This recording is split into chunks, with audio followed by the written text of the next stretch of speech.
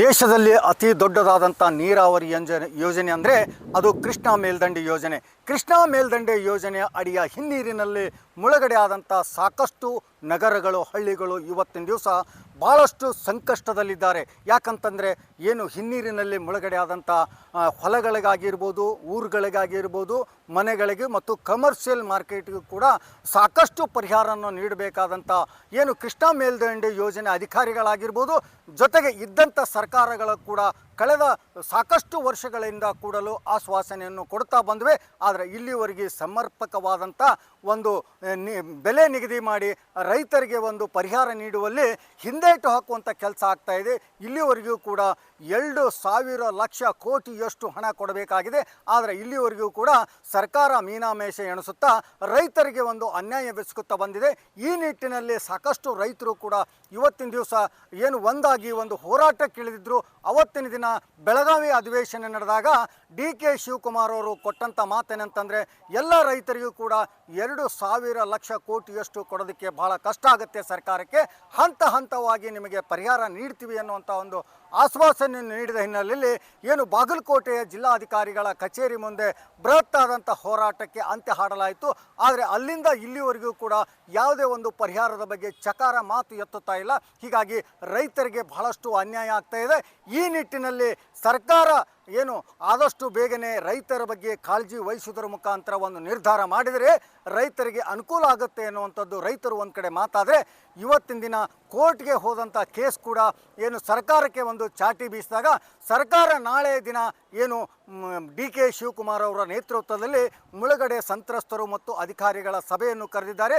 ಈ ಸಭೆಯಲ್ಲಿ ಸಮರ್ಪಕವಾದಂಥ ಒಂದು ಬೆಲೆ ನಿಗದಿಯಾಗುವಂಥ ಸಾಧ್ಯತೆಗಳಿದೆ ಅನ್ನುವಂಥದ್ದು ಎಲ್ಲ ರೈತರ ಚಿತ್ತು ನಾಳಿನ ಸಭೆಯತ್ತ ಇದೆ. ಹೀಗಾಗಿ ಏನು ನೀರಾವರಿಗೆ 40 ಲಕ್ಷ ರೂಪಾಯಿ ಮತ್ತು ಒಣಬೇಸಾಯಕ್ಕೆ 40 ಲಕ್ಷ, ನೀರಾವರಿಗೆ 50 ಲಕ್ಷ ನಿಗದಿಯಾಗಿತ್ತಲ್ಲ, ಅದನ್ನೇ ಕೊಡಬೇಕು ಅನ್ನುವಂಥದ್ದು ರೈತರ ಒತ್ತಾಯವಾಗಿದೆ. ಆದರೆ ಸರ್ಕಾರದಲ್ಲಿ ನಾಳೆ ನಡೀತಕ್ಕಂಥ ಸಭೆ ಯಾವ ರೀತಿಯಾಗಿ ಒಂದು ನಿರ್ಧಾರ ಮಾಡುತ್ತೆ ಅನ್ನುವಂಥದ್ದು ಕೂಡ ರೈತರ ಚಿತ್ತವೆಲ್ಲ ನಾಳೆ ನಡೀತಕ್ಕಂಥ ಸಭೆಯತ್ತ ಅಂತಲೇ ಹೇಳ್ಬೋದು. ಯಾವ ರೀತಿ ಅನುಕೂಲ ಆಗೋ ಥರ ನಿರ್ಧಾರ ಕೈಗೊಂಡ್ರೆ ನಾವು ರೈತರು ಎಲ್ಲರೂ ಸೈಲೆಂಟ್ ಇರ್ತೀವಿ, ಇಲ್ಲದಿದ್ದರೆ ನಮ್ಮ ಹೋರಾಟ ಮುಂದುವರಿಯುತ್ತೆ ಅನ್ನುವಂಥ ಮಾತನ್ನು ಕೂಡ ರೈತರು ಈಗಾಗಲೇ ನೀಡಿದ್ದಾರೆ. ನಾಳೆ ಏನಾಗುತ್ತೆ ಅನ್ನುವಂಥದ್ದು ಕೂಡ ಕಾದು ನೋಡಬೇಕಾಗಿದೆ. ಬಾಗಲಕೋಟೆಯಿಂದ ಸಿದ್ದು ದುತ್ರಗಾಮಿ, ರಿಪಬ್ಲಿಕ್ ಕನ್ನಡ, ಇದು ನಿಮ್ಮ ಧ್ವನಿ. ದೇಶದಲ್ಲಿ ಅತಿ ದೊಡ್ಡದಾದಂಥ ನೀರಾವರಿ ಯೋಜನೆ ಅಂದರೆ ಅದು ಕೃಷ್ಣಾ ಮೇಲ್ದಂಡೆ ಯೋಜನೆ. ಕೃಷ್ಣಾ ಮೇಲ್ದಂಡೆ ಯೋಜನೆಯ ಅಡಿಯ ಹಿನ್ನೀರಿನಲ್ಲಿ ಮುಳುಗಡೆ ಆದಂಥ ಸಾಕಷ್ಟು ನಗರಗಳು, ಹಳ್ಳಿಗಳು ಇವತ್ತಿನ ದಿವಸ ಭಾಳಷ್ಟು ಸಂಕಷ್ಟದಲ್ಲಿದ್ದಾರೆ. ಯಾಕಂತಂದರೆ ಏನು ಹಿನ್ನೀರಿನಲ್ಲಿ ಮುಳುಗಡೆ ಆದಂಥ ಹೊಲಗಳಿಗಾಗಿರ್ಬೋದು, ಊರುಗಳಿಗಾಗಿರ್ಬೋದು, ಮನೆಗಳಿಗೆ ಮತ್ತು ಕಮರ್ಷಿಯಲ್ ಮಾರ್ಕೆಟ್ಗೂ ಕೂಡ ಸಾಕಷ್ಟು ಪರಿಹಾರವನ್ನು ನೀಡಬೇಕಾದಂಥ ಏನು ಕೃಷ್ಣಾ ಮೇಲ್ದಂಡೆ ಯೋಜನೆ ಅಧಿಕಾರಿಗಳಾಗಿರ್ಬೋದು, ಜೊತೆಗೆ ಇದ್ದಂಥ ಸರ್ಕಾರಗಳು ಕೂಡ ಕಳೆದ ಸಾಕಷ್ಟು ವರ್ಷಗಳಿಂದ ಕೂಡಲು ಆಶ್ವಾಸನೆಯನ್ನು ಕೊಡ್ತಾ ಬಂದ್ವಿ. ಆದರೆ ಇಲ್ಲಿವರೆಗೆ ಸಮರ್ಪಕವಾದಂಥ ಒಂದು ಬೆಲೆ ನಿಗದಿ ಮಾಡಿ ರೈತರಿಗೆ ಒಂದು ಪರಿಹಾರ ನೀಡುವಲ್ಲಿ ಹಿಂದೇಟು ಹಾಕುವಂಥ ಕೆಲಸ ಆಗ್ತಾ ಇದೆ. ಇಲ್ಲಿವರೆಗೂ ಕೂಡ 2,000 ಲಕ್ಷ ಕೋಟಿಯಷ್ಟು ಹಣ ಕೊಡಬೇಕಾಗಿದೆ. ಆದರೆ ಇಲ್ಲಿವರೆಗೂ ಕೂಡ ಸರ್ಕಾರ ಮೀನಾಮೇಷ ಎಣಿಸುತ್ತಾ ರೈತರಿಗೆ ಒಂದು ಅನ್ಯಾಯವೆಸಗುತ್ತಾ ಬಂದಿದೆ. ಈ ನಿಟ್ಟಿನಲ್ಲಿ ಸಾಕಷ್ಟು ರೈತರು ಕೂಡ ಇವತ್ತಿನ ದಿವಸ ಏನು ಒಂದಾಗಿ ಒಂದು ಹೋರಾಟಕ್ಕಿಳಿದಿದ್ರು. ಅವತ್ತಿನ ದಿನ ಬೆಳಗಾವಿ ಅಧಿವೇಶನ ನಡೆದಾಗ DK ಶಿವಕುಮಾರ್ ಅವರು ಕೊಟ್ಟಂಥ ಮಾತೇನಂತಂದರೆ ಎಲ್ಲ ರೈತರಿಗೂ ಕೂಡ 2,000 ಲಕ್ಷ ಕೋಟಿಯಷ್ಟು ಕೊಡೋದಕ್ಕೆ ಬಹಳ ಕಷ್ಟ ಆಗುತ್ತೆ ಸರ್ಕಾರಕ್ಕೆ, ಹಂತ ಹಂತವಾಗಿ ನಿಮಗೆ ಪರಿಹಾರ ನೀಡ್ತೀವಿ ಅನ್ನುವಂಥ ಒಂದು ಆಶ್ವಾಸನೆ ನೀಡಿದ ಹಿನ್ನೆಲೆಯಲ್ಲಿ ಏನು ಬಾಗಲಕೋಟೆಯ ಜಿಲ್ಲಾಧಿಕಾರಿಗಳ ಕಚೇರಿ ಮುಂದೆ ಬೃಹತ್ತಾದಂಥ ಹೋರಾಟಕ್ಕೆ ಅಂತ್ಯ ಹಾಡಲಾಯಿತು. ಆದರೆ ಅಲ್ಲಿಂದ ಇಲ್ಲಿವರೆಗೂ ಕೂಡ ಯಾವುದೇ ಒಂದು ಪರಿಹಾರದ ಬಗ್ಗೆ ಚಕಾರ ಮಾತು ಎತ್ತುತ್ತಾ ಇಲ್ಲ. ಹೀಗಾಗಿ ರೈತರಿಗೆ ಬಹಳಷ್ಟು ಅನ್ಯಾಯ ಆಗ್ತಾ ಇದೆ. ಈ ನಿಟ್ಟಿನಲ್ಲಿ ಸರ್ಕಾರ ಏನು ಆದಷ್ಟು ಬೇಗನೆ ರೈತರ ಬಗ್ಗೆ ಕಾಳಜಿ ವಹಿಸುವುದರ ಮುಖಾಂತರ ಒಂದು ನಿರ್ಧಾರ ಮಾಡಿದರೆ ರೈತರಿಗೆ ಅನುಕೂಲ ಆಗುತ್ತೆ ಅನ್ನುವಂಥದ್ದು ರೈತರು ಒಂದು ಕಡೆ ಮಾತಾದರೆ, ಇವತ್ತಿನ ದಿನ ಕೋರ್ಟ್ಗೆ ಹೋದಂಥ ಕೇಸ್ ಕೂಡ ಏನು ಸರ್ಕಾರಕ್ಕೆ ಒಂದು ಚಾಟಿ ಬೀಸಿದಾಗ ಸರ್ಕಾರ ನಾಳೆ ದಿನ ಏನು DK ಶಿವಕುಮಾರ್ ಅವರ ನೇತೃತ್ವದಲ್ಲಿ ಮುಳುಗಡೆ ಸಂತ್ರಸ್ತರು ಮತ್ತು ಅಧಿಕಾರಿಗಳ ಸಭೆಯನ್ನು ಕರೆದಿದ್ದಾರೆ. ಈ ಸಭೆಯಲ್ಲಿ ಸಮರ್ಪಕವಾದಂಥ ಒಂದು ಬೆಲೆ ನಿಗದಿಯಾಗುವಂಥ ಸಾಧ್ಯತೆಗಳಿದೆ ಅನ್ನುವಂಥದ್ದು ಎಲ್ಲ ರೈತರ ಚಿತ್ತು ನಾಳಿನ ಸಭೆಯತ್ತ ಇದೆ. ಹೀಗಾಗಿ ಏನು ನೀರಾವರಿಗೆ 40 ಲಕ್ಷ ರೂಪಾಯಿ ಮತ್ತು ಒಣಬೇಸಾಯಕ್ಕೆ 40 ಲಕ್ಷ, ನೀರಾವರಿಗೆ 50 ಲಕ್ಷ ನಿಗದಿಯಾಗಿತ್ತಲ್ಲ, ಅದನ್ನೇ ಕೊಡಬೇಕು ಅನ್ನುವಂಥದ್ದು ರೈತರ ಒತ್ತಾಯವಾಗಿದೆ. ಆದರೆ ಸರ್ಕಾರದಲ್ಲಿ ನಾಳೆ ನಡೀತಕ್ಕಂಥ ಸಭೆ ಯಾವ ರೀತಿಯಾಗಿ ಒಂದು ನಿರ್ಧಾರ ಮಾಡುತ್ತೆ ಅನ್ನುವಂಥದ್ದು ಕೂಡ ರೈತರ ಚಿತ್ತವೆಲ್ಲ ನಾಳೆ ನಡೀತಕ್ಕಂಥ ಸಭೆಯತ್ತ ಅಂತಲೇ ಹೇಳ್ಬೋದು.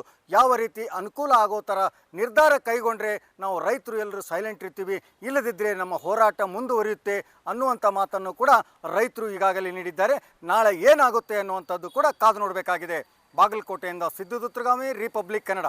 ಇದು ನಿಮ್ಮ ಧ್ವನಿ. ದೇಶದಲ್ಲಿ ಅತಿ ದೊಡ್ಡದಾದಂಥ ನೀರಾವರಿ ಯೋಜನೆ ಅಂದರೆ ಅದು ಕೃಷ್ಣಾ ಮೇಲ್ದಂಡೆ ಯೋಜನೆ. ಕೃಷ್ಣಾ ಮೇಲ್ದಂಡೆ ಯೋಜನೆಯ ಅಡಿಯ ಹಿನ್ನೀರಿನಲ್ಲಿ ಮುಳುಗಡೆ ಆದಂಥ ಸಾಕಷ್ಟು ನಗರಗಳು, ಹಳ್ಳಿಗಳು ಇವತ್ತಿನ ದಿವಸ ಭಾಳಷ್ಟು ಸಂಕಷ್ಟದಲ್ಲಿದ್ದಾರೆ. ಯಾಕಂತಂದರೆ ಏನು ಹಿನ್ನೀರಿನಲ್ಲಿ ಮುಳುಗಡೆ ಆದಂಥ ಹೊಲಗಳಿಗಾಗಿರ್ಬೋದು, ಊರುಗಳಿಗಾಗಿರ್ಬೋದು, ಮನೆಗಳಿಗೆ ಮತ್ತು ಕಮರ್ಷಿಯಲ್ ಮಾರ್ಕೆಟ್ಗೂ ಕೂಡ ಸಾಕಷ್ಟು ಪರಿಹಾರವನ್ನು ನೀಡಬೇಕಾದಂಥ ಏನು ಕೃಷ್ಣಾ ಮೇಲ್ದಂಡೆ ಯೋಜನೆ ಅಧಿಕಾರಿಗಳಾಗಿರ್ಬೋದು, ಜೊತೆಗೆ ಇದ್ದಂಥ ಸರ್ಕಾರಗಳು ಕೂಡ ಕಳೆದ ಸಾಕಷ್ಟು ವರ್ಷಗಳಿಂದ ಕೂಡಲು ಆಶ್ವಾಸನೆಯನ್ನು ಕೊಡ್ತಾ ಬಂದ್ವಿ.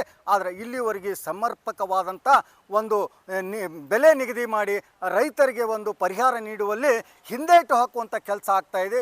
ಇಲ್ಲಿವರೆಗೂ ಕೂಡ 2,000 ಲಕ್ಷ ಕೋಟಿಯಷ್ಟು ಹಣ ಕೊಡಬೇಕಾಗಿದೆ. ಆದರೆ ಇಲ್ಲಿವರೆಗೂ ಕೂಡ ಸರ್ಕಾರ ಮೀನಾಮೇಷ ಎಣಿಸುತ್ತಾ ರೈತರಿಗೆ ಒಂದು ಅನ್ಯಾಯವೆಸಗುತ್ತಾ ಬಂದಿದೆ. ಈ ನಿಟ್ಟಿನಲ್ಲಿ ಸಾಕಷ್ಟು ರೈತರು ಕೂಡ ಇವತ್ತಿನ ದಿವಸ ಏನು ಒಂದಾಗಿ ಒಂದು ಹೋರಾಟಕ್ಕಿಳಿದಿದ್ರು. ಅವತ್ತಿನ ದಿನ ಬೆಳಗಾವಿ ಅಧಿವೇಶನ ನಡೆದಾಗ DK ಶಿವಕುಮಾರ್ ಅವರು ಕೊಟ್ಟಂಥ ಮಾತೇನಂತಂದರೆ ಎಲ್ಲ ರೈತರಿಗೂ ಕೂಡ 2,000 ಲಕ್ಷ ಕೋಟಿಯಷ್ಟು ಕೊಡೋದಕ್ಕೆ ಬಹಳ ಕಷ್ಟ ಆಗುತ್ತೆ ಸರ್ಕಾರಕ್ಕೆ, ಹಂತ ಹಂತವಾಗಿ ನಿಮಗೆ ಪರಿಹಾರ ನೀಡ್ತೀವಿ ಅನ್ನುವಂಥ ಒಂದು ಆಶ್ವಾಸನೆಯನ್ನು ನೀಡಿದ ಹಿನ್ನೆಲೆಯಲ್ಲಿ ಏನು ಬಾಗಲಕೋಟೆಯ ಜಿಲ್ಲಾಧಿಕಾರಿಗಳ ಕಚೇರಿ ಮುಂದೆ ಬೃಹತ್ತಾದಂಥ ಹೋರಾಟಕ್ಕೆ ಅಂತ್ಯ ಹಾಡಲಾಯಿತು. ಆದರೆ ಅಲ್ಲಿಂದ ಇಲ್ಲಿವರೆಗೂ ಕೂಡ ಯಾವುದೇ ಒಂದು ಪರಿಹಾರದ ಬಗ್ಗೆ ಚಕಾರ ಮಾತು ಎತ್ತುತ್ತಾ ಇಲ್ಲ. ಹೀಗಾಗಿ ರೈತರಿಗೆ ಬಹಳಷ್ಟು ಅನ್ಯಾಯ ಆಗ್ತಾ ಇದೆ. ಈ ನಿಟ್ಟಿನಲ್ಲಿ ಸರ್ಕಾರ ಏನು ಆದಷ್ಟು ಬೇಗನೆ ರೈತರ ಬಗ್ಗೆ ಕಾಳಜಿ ವಹಿಸುವುದರ ಮುಖಾಂತರ ಒಂದು ನಿರ್ಧಾರ ಮಾಡಿದರೆ ರೈತರಿಗೆ ಅನುಕೂಲ ಆಗುತ್ತೆ ಅನ್ನುವಂಥದ್ದು ರೈತರು ಒಂದು ಕಡೆ ಮಾತಾದರೆ, ಇವತ್ತಿನ ದಿನ ಕೋರ್ಟ್ಗೆ ಹೋದಂಥ ಕೇಸ್ ಕೂಡ ಏನು ಸರ್ಕಾರಕ್ಕೆ ಒಂದು ಚಾಟಿ ಬೀಸಿದಾಗ ಸರ್ಕಾರ ನಾಳೆ ದಿನ ಏನು DK ಶಿವಕುಮಾರ್ ಅವರ ನೇತೃತ್ವದಲ್ಲಿ ಮುಳುಗಡೆ ಸಂತ್ರಸ್ತರು ಮತ್ತು ಅಧಿಕಾರಿಗಳ ಸಭೆಯನ್ನು ಕರೆದಿದ್ದಾರೆ. ಈ ಸಭೆಯಲ್ಲಿ ಸಮರ್ಪಕವಾದಂಥ ಒಂದು ಬೆಲೆ ನಿಗದಿಯಾಗುವಂಥ ಸಾಧ್ಯತೆಗಳಿದೆ ಅನ್ನುವಂಥದ್ದು ಎಲ್ಲ ರೈತರ ಚಿತ್ತು ನಾಳಿನ ಸಭೆಯತ್ತ ಇದೆ. ಹೀಗಾಗಿ ಏನು ನೀರಾವರಿಗೆ 40 ಲಕ್ಷ ರೂಪಾಯಿ ಮತ್ತು ಒಣಬೇಸಾಯಕ್ಕೆ 40 ಲಕ್ಷ, ನೀರಾವರಿಗೆ 50 ಲಕ್ಷ ನಿಗದಿಯಾಗಿತ್ತಲ್ಲ ಅದನ್ನೇ ಕೊಡಬೇಕು ಅನ್ನುವಂಥದ್ದು ರೈತರ ಒತ್ತಾಯವಾಗಿದೆ. ಆದರೆ ಸರ್ಕಾರದಲ್ಲಿ ನಾಳೆ ನಡೀತಕ್ಕಂಥ ಸಭೆ ಯಾವ ರೀತಿಯಾಗಿ ಒಂದು ನಿರ್ಧಾರ ಮಾಡುತ್ತೆ ಅನ್ನುವಂಥದ್ದು ಕೂಡ ರೈತರ ಚಿತ್ತವೆಲ್ಲ ನಾಳೆ ನಡೀತಕ್ಕಂಥ ಸಭೆಯತ್ತ ಅಂತಲೇ ಹೇಳ್ಬೋದು. ಯಾವ ರೀತಿ ಅನುಕೂಲ ಆಗೋ ಥರ ನಿರ್ಧಾರ ಕೈಗೊಂಡ್ರೆ ನಾವು ರೈತರು ಎಲ್ಲರೂ ಸೈಲೆಂಟ್ ಇರ್ತೀವಿ, ಇಲ್ಲದಿದ್ದರೆ ನಮ್ಮ ಹೋರಾಟ ಮುಂದುವರಿಯುತ್ತೆ ಅನ್ನುವಂಥ ಮಾತನ್ನು ಕೂಡ ರೈತರು ಈಗಾಗಲೇ ನೀಡಿದ್ದಾರೆ. ನಾಳೆ ಏನಾಗುತ್ತೆ ಅನ್ನುವಂಥದ್ದು ಕೂಡ ಕಾದು ನೋಡಬೇಕಾಗಿದೆ. ಬಾಗಲಕೋಟೆಯಿಂದ ಸಿದ್ದು ದುತ್ರಗಾಮಿ, ರಿಪಬ್ಲಿಕ್ ಕನ್ನಡ. ಇದು ನಿಮ್ಮ ಧ್ವನಿ.